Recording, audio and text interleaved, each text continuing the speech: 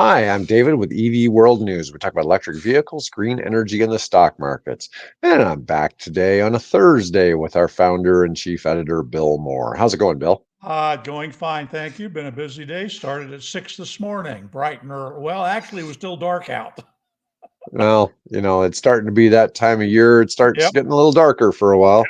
yep. It's funny, during the summers here, the sun never seems to go down, and in the winter, it never seems to come up. But we're not Never that seems. far north. No, we're not. But I've been further north where it's yeah. The I've been Iceland where they have blackout curtains on the hotel windows because it doesn't get dark there until like 2 in the morning. Oh, So Lord. yeah, When I lived in North Dakota, it seemed like the sun never really wanted to go down. I want right. to talk about something a little unusual. So, last year, was it last year we had the professor from EV Auto. He's a Hmm. professor at a university at Weber. I think Right it's out Weber State or something like that. out Anyways, Utah. uh, yeah, and he was talking today about he has two dealerships now that are electric vehicle only in All the Salt Lake right. City area. He just opened a second location, and as I mentioned before, he sells at least 100 or more off-lease Teslas pretty much every month. He's really Wow. big in that space. Yeah, and so he's done really well, mostly localized. But he was talking about Google reviews today, and he hit some milestone where he's now included with all of the big car dealerships all across Utah. Well, would you know, in this whole state of Utah, he's the only perfect 5-star auto dealer. Now, Wow. Good for here him. now he has some different business practices.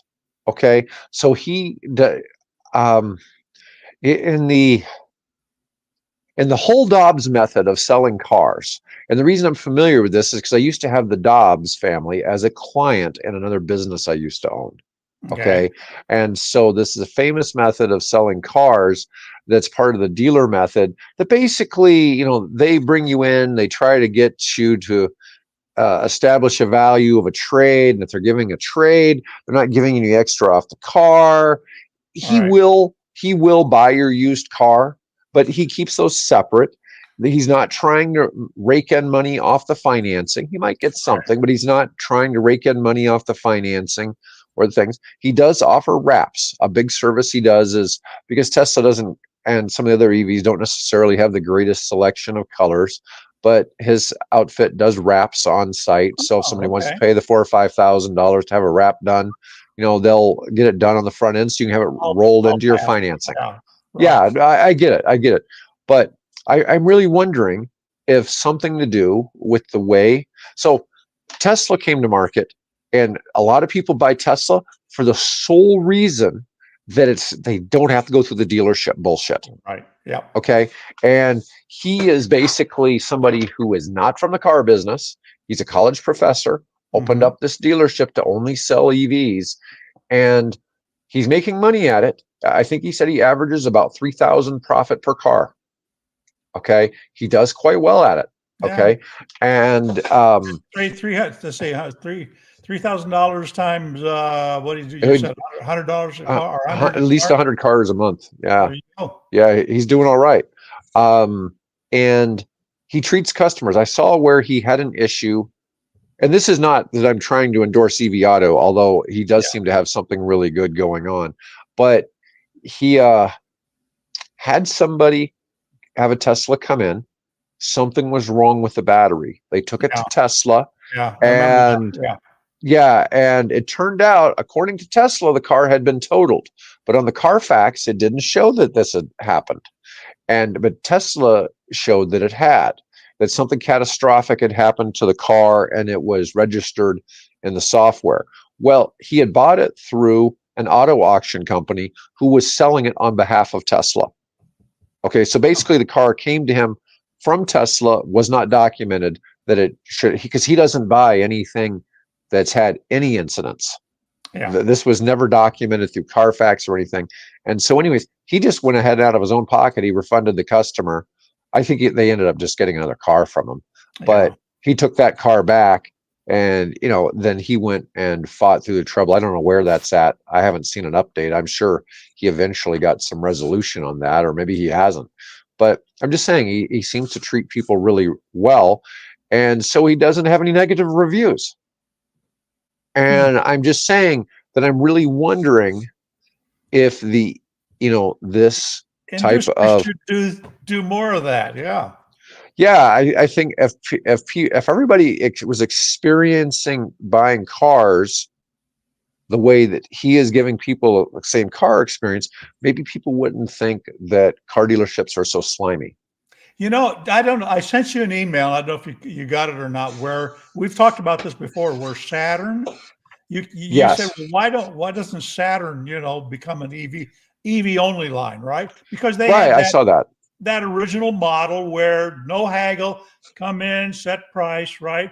And then of course they folded up the car company, but now there's some talk apparently that they may be bringing it back as an EV only line, which it might make sense for them to take a similar approach to what he's doing. Well, did they say, okay, so I've got that article open. I'm not sure that I think his opinion was the same as ours, because you and I had discussed this, where we think it would make sense for GM to have Saturn as an EV standalone Right. business, kind of like EV Auto. No, EV Auto is only in the used car business, but even the damn Saturn car names sound like EVs, the Ion, the Aura. Yeah, they're Um, all the, electric feeling, right? right. And um, Saturn went out of business in 2009. Right. I had bought Saturns as patrol vehicles for a security company I used to own. And so I had some experience with them, and they seemed like good little cars. Yeah. And I did figure out, though, it was supposed to be like no haggle pricing. Yeah. So I fleet leased, and if you fleet lease, you actually can get a better deal. Ah, Okay, but okay. because the fleet leasing company bought the cars as a dealership from Saturn, and so I actually got a better deal on the cars. Okay. But that was, I'm not saying that was being sneaky, but it's just that I had so many automobiles at the same time that, Ah, I qualified to get better pricing. okay. But anyways, and yeah, so I saw that article that was from Jalopnik, and they even mentioned in there that lots of people have discussed this idea. I haven't seen anything, where Mary Barra has been discussing it. No, I I haven't guess either. that would be the clue I'd be looking for, is Yeah, for Mary to exactly. start talking about it. But Mary, it's a And she really had, damn good idea. yeah, well, she had the opportunity here recently. It was last week. She was giving a speech, and she was talking about why GM is continuing to focus more of its attention on going electric. So there was an opportunity there, but apparently that decision, I'm sure it's probably been brought up, reasons why it's not being publicly pursued. I guess we'll just have to wait and see. So Yeah, Oasis says, as a former used car dealer, I agree with his model. On the flip side, when you buy from auction, you don't really drive that vehicle. You clean them and sell them. Carfax don't show everything.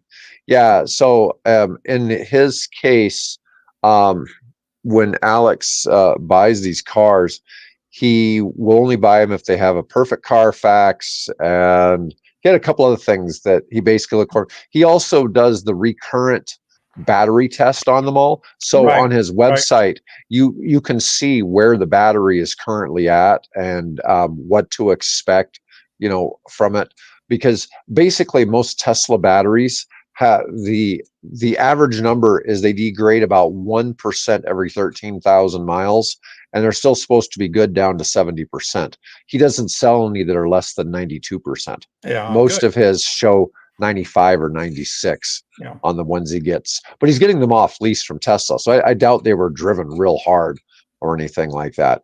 But anyways, I want to move on to our next topic. And this is Mullen. I've always, I have this You love-hate have a thing for relationship for Mullen, yeah, Mullen. yeah. Yeah, and we've talked about them all the time. I think somebody needs to take over Mullen. Um, if David Michery sees this, I mean, I'd like to get David on the show, but um, they did a YouTube video a couple days ago, and I watched the video. It was good. It was talking about because they've got a lot of really positive things coming on, Yeah, but Bollinger starting to deliver vehicles now. So yeah, Bollinger's delivering vehicles. They have that big order for a couple $100 million worth of vehicles in the Middle East. And they've got an advance on that. They're producing them. I think things look good for the future, but big but here. Okay, they released that YouTube video. They did not turn comments on, and when he goes on LinkedIn, holy crap, the amount of hate the guy gets is unbelievable. I mean, I was telling you the one time that somebody's $97,000 investment's currently worth about $12 or something like that, yeah. and I mean the stock just keeps tanking. But I want to talk a little bit about it, CEO pay. Now, over the years, this is something, they always bring up in union discussions and Uh-huh. stuff like that.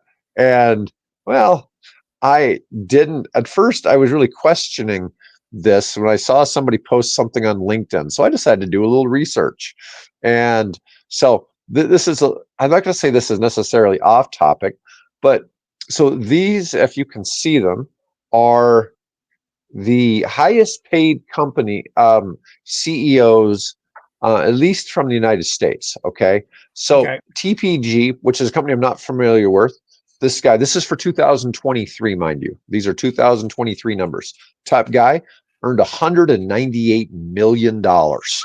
Man, that's nice pay. Now, usually, most of these cases, the CEO might get $1 million, something like that. And then they get options if they hit certain milestones, they get some Right. bonuses, different things like that. But we kind of come down the list a little bit. Most of these, Broadcom, I mean, these are all big companies, but most of them, like Blackstone, 119 million for Steven Schwartzman. Um, that's mostly like performance bonuses and stuff like that. Lyft, David Risher made $78 million. Wow, that seems almost criminal. Tim Cook made 63 million. As a CEO of Apple, Apple's done pretty well. You think that might not seem. I'm just saying, compared to the others, Tim Cook's salary might not seem so obscene, right? Yeah. Just Yeah. because Yeah. of their valuation. Well, why don't we go over to page 2? Now, we haven't seen any Okay. EV companies yet. Okay. Let's see what we got here. Netflix, Warner Brothers, Mullen Automotive. Oh, wait, Mullen Automotive. David Michery in 2023, his pay was 49,629,000. Now, his base salary is 750,000. So that means he got almost 49 million in bonuses for hitting milestones while doing reverse splits and screwing over the shareholders. And while that guy's investment went from $97,000 to $12, David Michery got a $49 Well, million okay. Well, bonus. explain for us neophytes what is a reverse split. Okay, so what happens is in order to stay on the Nasdaq, and this is kind of an old rule. Pre-COVID, the rule was you had to keep your stock about $4. Okay, so as long as your stock was above $4, you were safe on the Nasdaq, and you started getting warning letters from Nasdaq if you went below $4. Well, during COVID, they dropped the threshold to $1. Okay, so Okay. Mullen Now Automotive keeps. this is the price of the per share. This is the price per share Okay. of the stock. So Mullen Automotive dropped to about 12 cents. So what they did was, so they'd be over $1, they do what's called a 10-for-1 reverse split. So on a certain date, what would happen is your 10 shares would go from being worth, say, 15 cents, now being worth $1.50, but you owned 1/10 as many shares. Okay. Okay. Okay. They've done something like 5 of these reverse splits in the past couple of years. Okay. And so people's numbers. So what happens is it goes to $1.50, but then it trades back down under $1. Again, And yeah. then they do it again. And I'm not a fan of reverse splits. I'll just tell you, I'm just not a fan of reverse splits. But what's interesting is he was up here. So like Satya Nadella, who's the CEO of Microsoft, got paid $48 million. Okay, maybe he deserved that. They've been doing wonders in AI and cloud computing and things like that. But David Michery made more than him. Okay, and they've barely delivered cars. Only this year have they really started delivering vehicles to customers.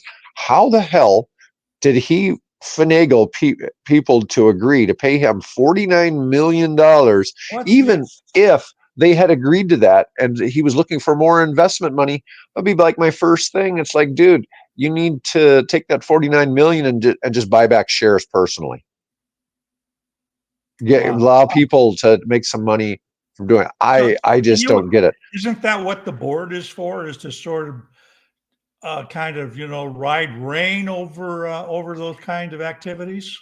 I don't know. I remember a while back, though, I was talking with a private equity firm about doing a money raise, and we were talking about seeing if we could buy 10% of all the shares of Mullen as part of a deal, and then I'd get to be on the board.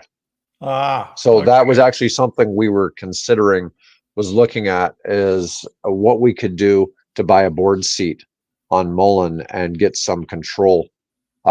Because I think at some point Mullen's going to be worthwhile, but I just don't see how ever the dude whose shares went from, down so much could possibly ever recoup his investment. This is a year, 12 months. This is what he made in 1 year.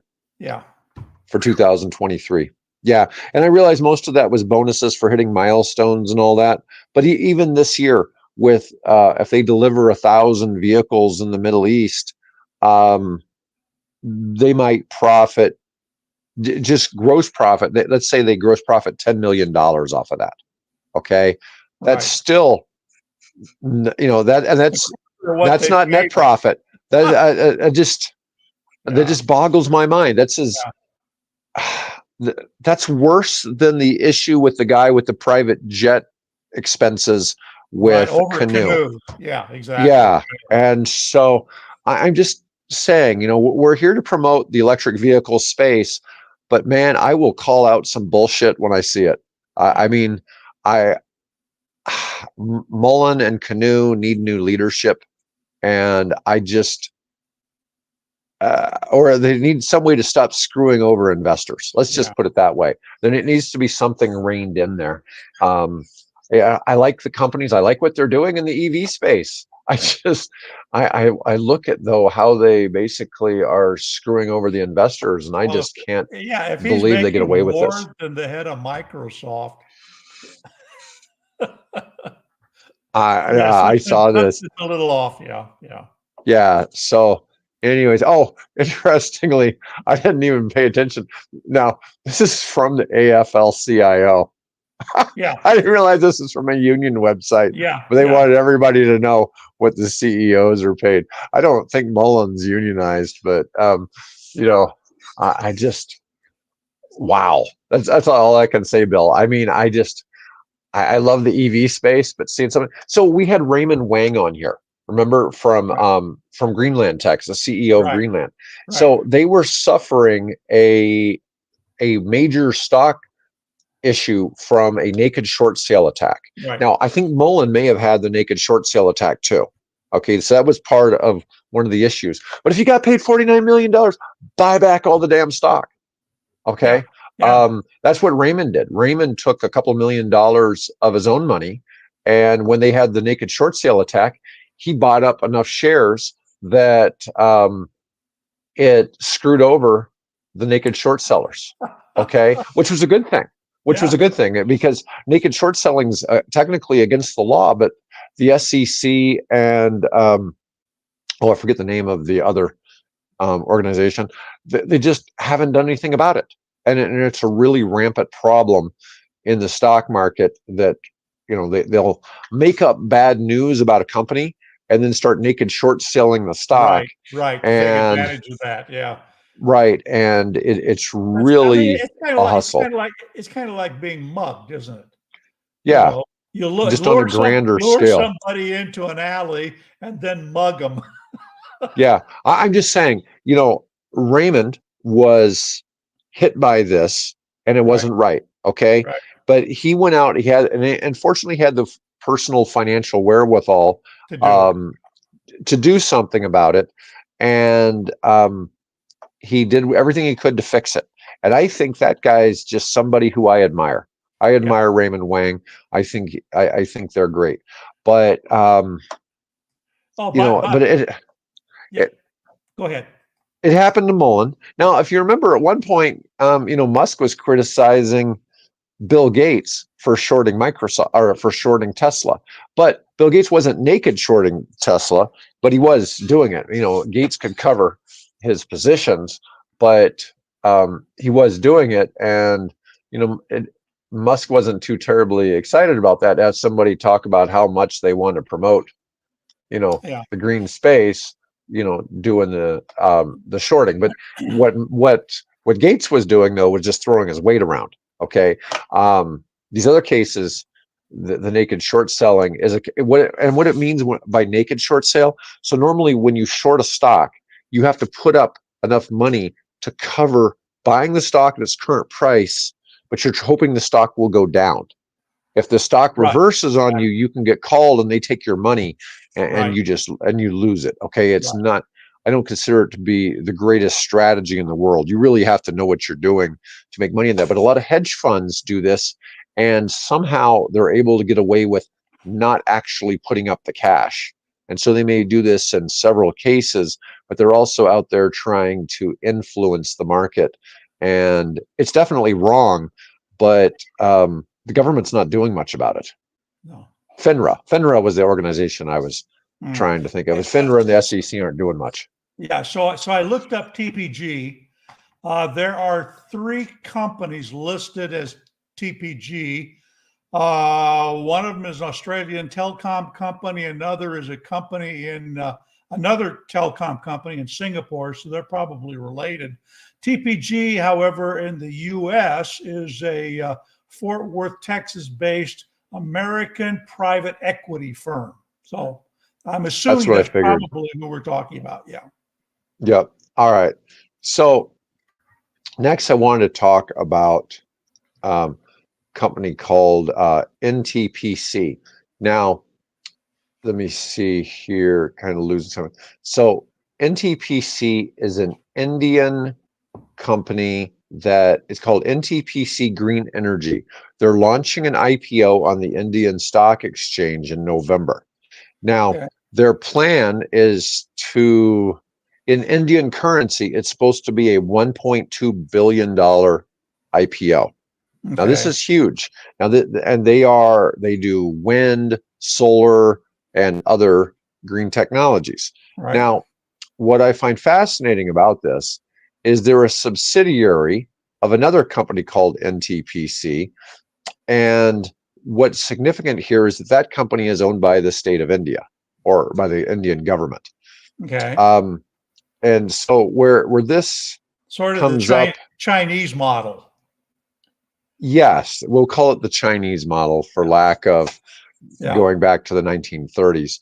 But so basically, it's a nationalized industry. Now, in the United States, here in our public utilities, usually you have a mix of either you can have a private utility that's a monopoly that's heavily governed by local boards, things Right. like that, or you can have one that it's a quasi-government entity. The state or the local city may own it. So like here in Omaha, we have Omaha. Omaha Public Power District. Yeah. Okay. Yeah. And In fact, the entire state is actually that way, okay. which is one of the reasons why we have the lowest electricity rates in the country. And this will come up in a story we're going to do In next. another story, Yeah. yes. And so anyways, where I find this fascinating is I look at this sometimes as like we were talking about this before we came on the show about the Norway model, where Yeah. Norway has this sovereign wealth fund. Saudi Arabia has a sovereign wealth fund that happens to own Lucid and happens to own a big chunk of Rivian, and things like that. But these countries provide a universal basic income to their population.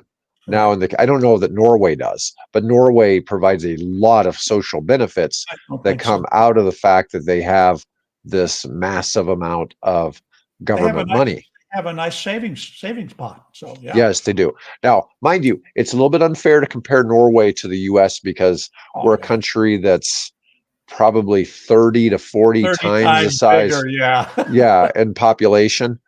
So it's not really a fair comparison. But on the flip side, what's going on here, what I find fascinating is that a public Indian or a part of the Indian government per se, or a government run organization, is doing its own IPO. Hmm. So they're going to sell shares in that. Now, I think we have some things kind of, the closest thing we have probably to that in the United States is the Fed. Okay. Okay. So, so the Federal Reserve. Right. But um, I'm just saying it's kind of an interesting model to look at. And from, you know, a left-right political conversation, this is definitely sort of a left-leaning idea that I could see making a lot of sense, because I have issues because I've been in this space for a while now, and I'm not saying that the cars per se, but like solar and wind, nuclear, hydroelectric, all of these technologies could probably benefit from being under some type of major, there's public companies that have that, but I'm just saying the government could have some involvement in something like that, seed Well, something along those I lines. mean, you have the TVA, Tennessee Valley Authority. Right. Yeah. It's 9 states. Yeah. Yeah, I'm just saying it's an interesting look at um, where things are going to go, and it'll be interesting to see how this plays out for India and to see what Yeah. kind of investment it gets. Let me see what we got here. Some investments are going to invest in agricultural pumps for 60 to 90 minutes per day, then charge scooters and nighttime lighting in rural Yeah. communities. We're And then assisting with speaking this of India, endeavor. yeah. Yeah. Yeah. Um, but I just, I just found that kind of a fascinating topic because it's on the stock market, and it's got Now, when something you to go say with green stock energy. market, is that something that we'll see on the NASDAQ or on the, No, so it'll all there's, be Indian then? Yeah. yeah, yeah, I forget what the name of the Indian stock exchange is, but I've known lots of people who trade on that exchange because it has consistent volatility. And when I say consistent, um, yeah, Consistent well, way. it's moving up and down in large Yeah. strokes, but generally going in the right direction. And so Okay. it's really possible people who day trade um, like that exchange, and all of a sudden my mind is blank as to what it's called. But I will say one thing that's kind of interesting is somebody in India. Um, I think there's rules where they can only legitimately trade on that Indian exchange. So like as opposed to buying off the U.S. exchanges. So there's something to that in of itself. Anyways, let's move on and let's talk about BYD. So we'll talk about Warren Buffett's little pet project here, and BYD rolls off its 9 millionth new electric 9 vehicle. billion. Now, when I say new electric vehicle, I'm not just talking that it's new. In China, they consider hybrids Yeah. anything that's got a battery as part of the drivetrain, as opposed to just the 12-volt battery. Right. They consider to be A new energy vehicle. yeah, a new energy A new vehicle. energy vehicle. Yeah. Yeah, so as opposed to just saying it's a new car. So they don't classify. So BYD only makes hybrids and electric vehicles, and so Well, the they they do. I think they do still do plug-ins, don't they? Yeah, plug-in they do hybrids? plug-in high. Yeah, Yeah, I yeah. don't even think they do regular hybrids. I think they only do I don't plug-in think so. I hybrids. think they're just plug-ins. Yeah. Yeah, so they do plug-in hybrids and full electrics. But they built 1 million cars just in the last 3 months. 3 months. Yeah, Amazing. that's hitting some big numbers. And Warren's Berkshire Hathaway owns like 8% of this company. And Warren says he wouldn't invest in China again, but man, this one's working out for him. That was a good one. Now, the interesting, I got to thinking about that. They had some issues early on with some, their early version was a taxi cab and having fires and things. But the Mhm. one now, either they really have a good control over their media, which it being China, they probably do. Right. But you just don't, hear about 9 million vehicles, and we don't hear things about these cars blowing up and catching fire. Only very rarely do we hear that. So I don't know whether that's a function of media censorship on the part of the Chinese government, or whether that just is a fact of life that they're not having that kind of an issue, given the number of vehicles that they're building. Well, when we've done studies or we've looked at studies from insurance companies, hybrids and plug-in hybrids have fires more than gas cars. It was versus a full battery electric car. They had like 120 times as many fires per mile driven as electric cars. Okay, all And right. yeah, whereas gas cars have 60 times as many fires per mile Right, driven, right. but hybrids had double the amount of fires as gas cars per mile driven. Right. And there was one called the BYD Han, the HAN, that Mm-hmm. seems to be like the world leader in having caught on fire. Yeah. The Chevy Bolt tried. Yeah. Well, Chevy really tried to do it with the Bolt, but the yeah. Bolt was made with what? Chinese batteries? No, those You were LG. Those were Korean. Those were LG Chem Oh, batteries. were they really? Yeah, Okay. there was an error in the manufacturing process that they hadn't caught, as when they began, because these were the very first extended range electric hybrids that that they built. And apparently there was some engineering issue in the manufacturing process they didn't catch until after the vehicles, that spate of vehicles caught fire. Mhm. Haven't heard, that you still see them running around, and you don't hear about any kind of fires now. Most of those cars really brought back in, and they replaced the faulty battery packs. Yeah. So here was the 9 millionth car. Yeah, this is a supercar, isn't it? Like 1,200 Yeah. horsepower. Yeah. A Yang Wang U9. Wow. They're Now 1,200 horsepower I would, hypercar. as an old man, not be able to get in or out of that car. But damn, that's good looking. Yeah, it is. It is. They made 342,000 units in July alone. Wow. That's all. Of this car, That's just all of the cars. all the cars. All the Right. cars. I mean, this is a $238,000 car, and that's the price to buy it in China. Okay, A when you figure little beyond my pay grade. yeah, BYD also makes the Seagull, which is under $10,000 Yeah. to buy in China. Yeah. So you got a full range there from 10,000 to 238,000 from one company. But that's just pretty cool. To see that BYD is cranking that out. Last year, they were really damn close to passing Tesla for the number one seller Mhm. in battery electric vehicles. I think they were off by like 20,000 or something Yeah, like that for the whole year. wasn't far. Yeah. It was really close last year. And eventually, BYD will probably pass Tesla.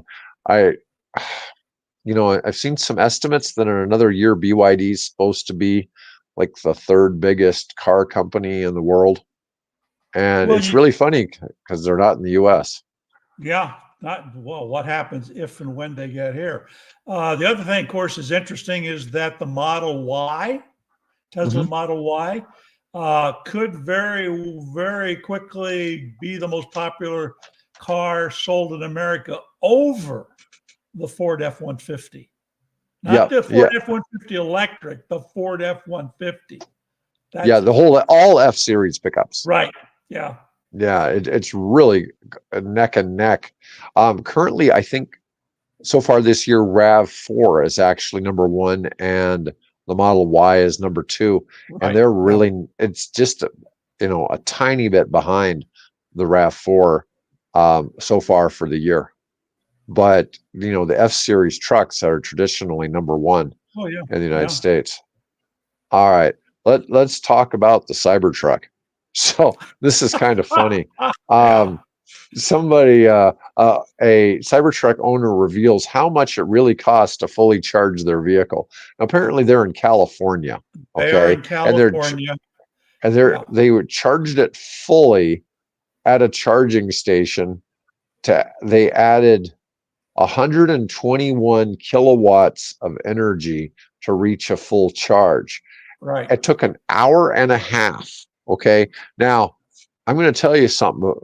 So I don't know what kind of charger they're using, but the Cybertruck is the only Tesla that's rigged to take those 800-volt chargers that are coming out.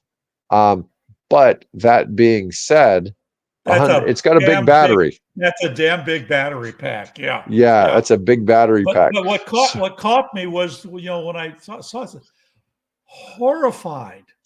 Readers are horrified. I thought, it's an electric vehicle. How can they be horrified? Then I saw the price per kilowatt the guy was charged. 61 cents a kilowatt hour. I know, isn't that nuts? When we live here.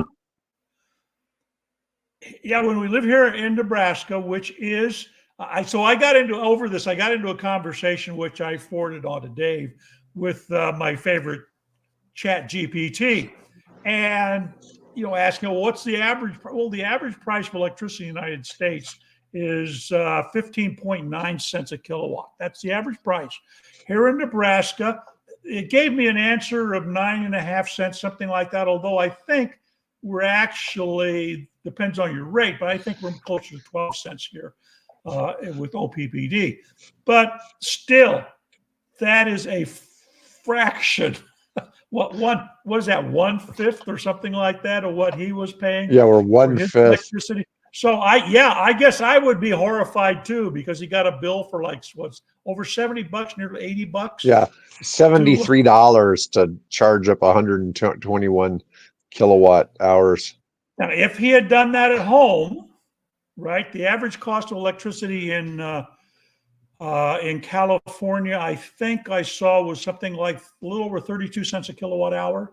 And they do have a thing called time of use metering, which means that depending on when you charge the vehicle, they will give you particularly if it's overnight, they give you a discount on the price of electricity. So that discount varies from company to company, from Southern California Edison to, PG&E. So that turns out to be somewhere around 25 to 30 cents a kilowatt hour when you do the time of use charging. So yeah, even at that, he was still paying double what he would have paid if he just simply charged the thing at home. So, well, yeah, I've seen people in Nevada that talk about if you charge your car after 11 p.m. in Nevada, you can charge it for free because they have so much extra wind power at night. There's some things you can do for free. Yeah, negative power, negative charging. Yeah, and they've had that. That was a phenomenon not too long ago over in Europe with some of the power over there where they were actually in a negative. And we've had that here. We've had a negative power or negative pricing thing where they pay the wind power guys at night, please don't, because we have a contract with you, we have to pay you something.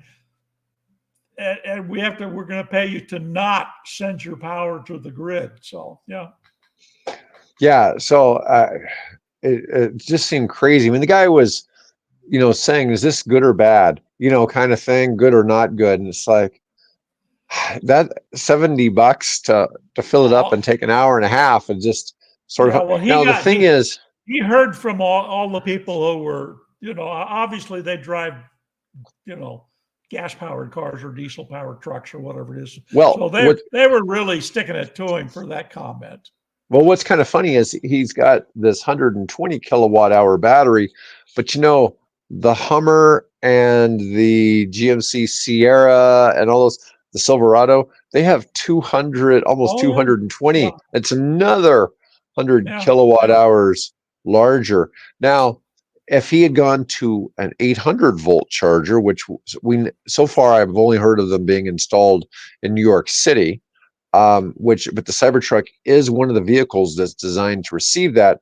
You're supposed to be able to get 40 miles of range in 5 minutes, but that Cybertruck battery is big, and I think it's a very, inefficient one. So even still, you're probably only going to get 20 miles per minute with that. But he probably could have completely refilled it at one of those chargers in, like 12 to 15 minutes instead of hour and a half. So part of that, well, there's a couple things. One, it sounds like he charged it above 80%.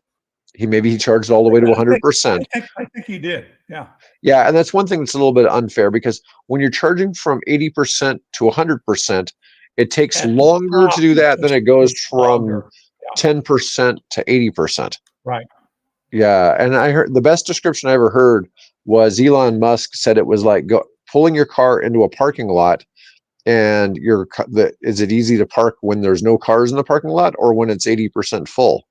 And he said that what happens is the electrons are looking for a place to park when it's 80% full, whereas less than that, it's pretty easy to find a spot to park.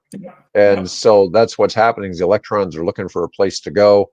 And they're driving around and round in circle waiting for somebody to pull out so you can pull in. Yeah, so if he'd only charged to 80%, he would have only been there for 45 minutes. If he'd gone to one of the higher end chargers like we're talking about, probably would have been there 12 to 15. And there's definitely some differences in 180 volt charging, 350 volt charging, and 800 volt charging. And do we know? I haven't. Maybe people listening or the people following up, watching this will. Do we know what a non-Tesla owner, or even I guess Tesla owners now, have to pay to use the superchargers? I mean, it was free for quite a while. I think they're charging now, aren't they? They do. Well, and in that case, I think around here, I think they're around 30 cents. Okay, here in Nebraska. But that may have been at a supercharger. Maybe it wasn't. I don't, the article doesn't actually say what chargers he charged it at. So that I'm guessing does make you wonder. It's just that I think in general, they're charging about double what the local rate is. Okay. Which is understandable. I mean, I have no objections. 60 cents, I have a problem with, maybe if I knew I was going to get home when I only had it half full, I would, but he had a point to prove, and he proved his point. I get that. It's just, it does seem a little, I don't know. It was a little lame of a thing to kind of go out and be one of the people driving a Cybertruck. And then, it's like, well, that's not totally a fair estimate. Most people spend that money, go buy a Lucid, where you get some serious economy and good looks and performance. Okay, you can't load your bike in the trunk, or plywood or whatever it is you're going to stick in the back of that Cybertruck. But you got a good looking car, which is probably the most efficient vehicle in the world at this point, for a commercially produced vehicle. You're going to spend the same amount of money, just, get a Lucid. Yeah. All right, Bill, you had a topic you wanted to cover today.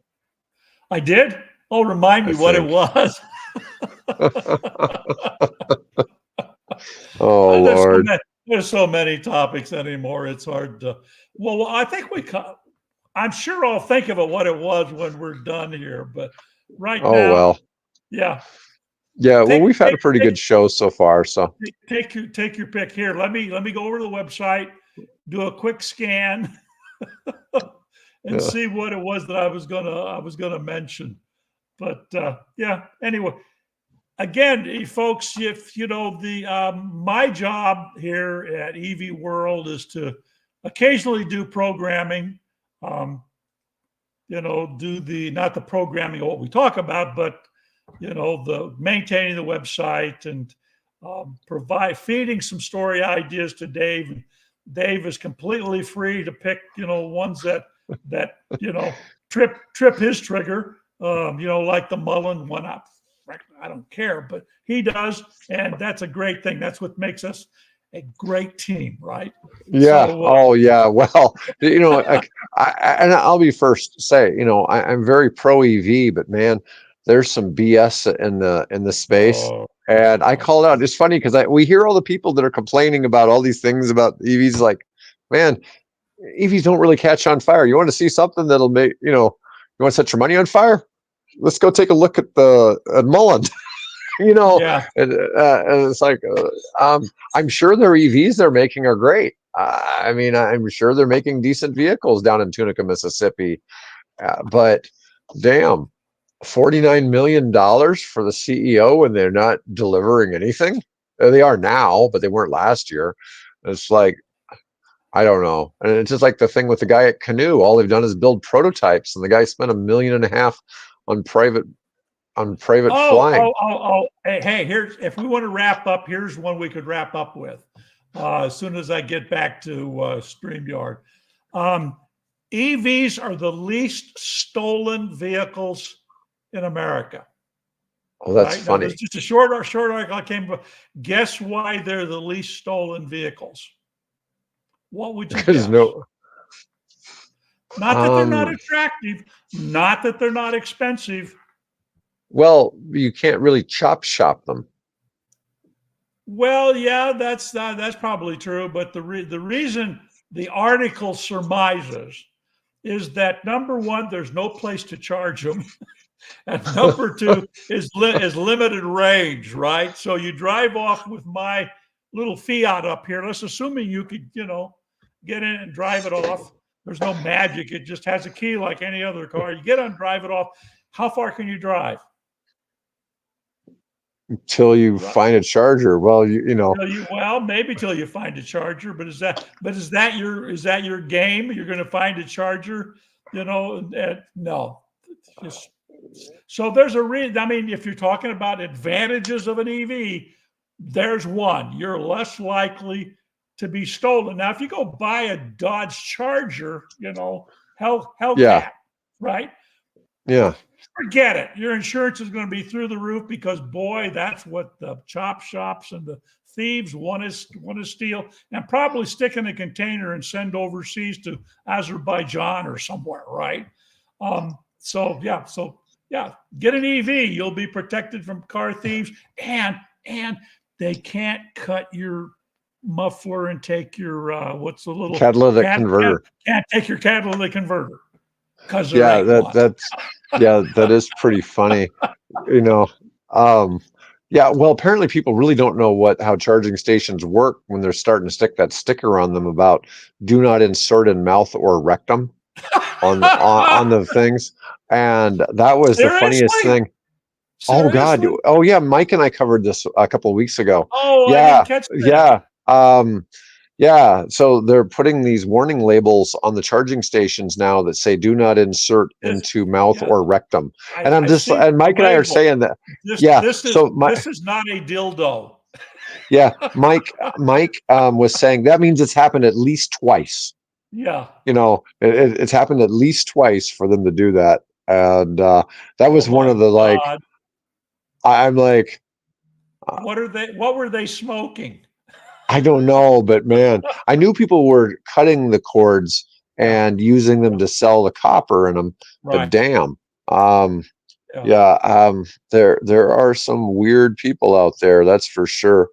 No kidding. But if we didn't have the weird people, we'd have no art. No. No, so Just need to channel that creativity. I mean, if you've ever driven on the I-5 through downtown Seattle, you go through all those tunnels. There mhm, is artwork all over those tunnels, right? mhm.